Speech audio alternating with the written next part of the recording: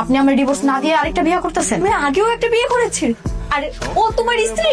আপনি বিয়ে করেন, আমার কোনো আপত্তি নেই, কিন্তু আগে আমার ডিভোর্স চাই। কেন যাইতে হইব তোর? হ্যাঁ, তোর আমি না করছি না কতবার, ওখানে যাওয়া লাগবো না।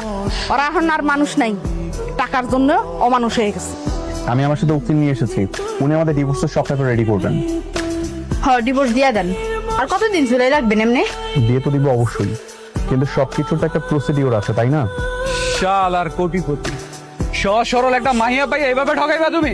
তোমার টাকা আছে বলে তুমি যা ইচ্ছে তাই করবা, আর এটা আমরা মাইনে লমু? কথায় কথায় এত ফকিনীর বাচ্চা বলো কেন? নিজের অতীতটা ভুলে গেছো? একটু ভদ্রভাবে মানুষের সাথে কথা বলা শেখো, জাস্ট একটু ভদ্রভাবে প্লিজ। বাবা, তুমি খামোখা এত টেনশন নিও না। বিয়ের তারিখ আসার আগে আমি ডিভোর্সের সব কাজ শেষ করে ফেলবো। আমাদের এখানে যেসব কাস্টমার খেতে আসে ওরা কিন্তু আমাদের মেহমান। মেহমানদের সাথে যত সুন্দর করে কথা বলতে পারবে তত বেশি তোমার লাভ হবে। জি স্যার, আমি চেষ্টা করব। তুই সে ওই বস্তির মেয়েটা না, যার জন্য আমার এঙ্গেজমেন্টের প্রোগ্রামটা মাটি হয়ে গেছে স্যার? অবশ্য তুই আর কি করবি এই রেস্টুরেন্টে কাজ করে খাওয়া ছাড়া? শ্রাবণী, মানুষের সঙ্গে এরকম ভাবে ব্যবহার করতে হয় না। আর রাইসা, তুমি এখানে কেন? আমি এই জায়গায় নতুন চাকরি নিছি। তাই বলে ওয়েটারের চাকরি? আমরা তো আর বড় লোক না যে ভিআইপি চাকরি করবো।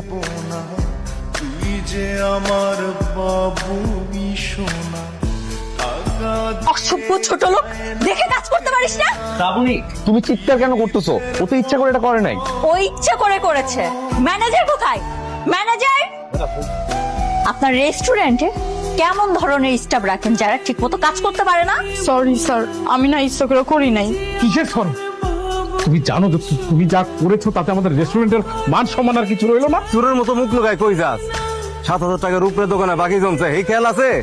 টেয়া দেওয়ানোর নামগন্ধ নাইগা, মা মায়া তো খুব আনন্দে আছোস। রতন ভাই, আমার কাছে তো এখন কোনো টাকা পয়সা নাই।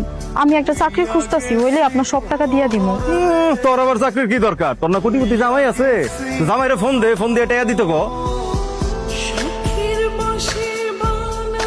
অমানুষের বাচ্চা, সামান্য কয়টা টাকার জন্য একটা মেয়েকে এরকম ভাবে বেঁধে রাখবি? ও বাদন খোল। আন্টি, আমি সরি, আমি আসলে বুঝতে পারিনি।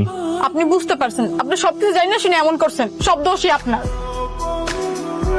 আচ্ছা, আমি যদি তোমাকে একটা চাকরির ব্যবস্থা করে দিই, তুমি কি সে চাকরি করবে আমার অফিসে? আপনার অফিসে?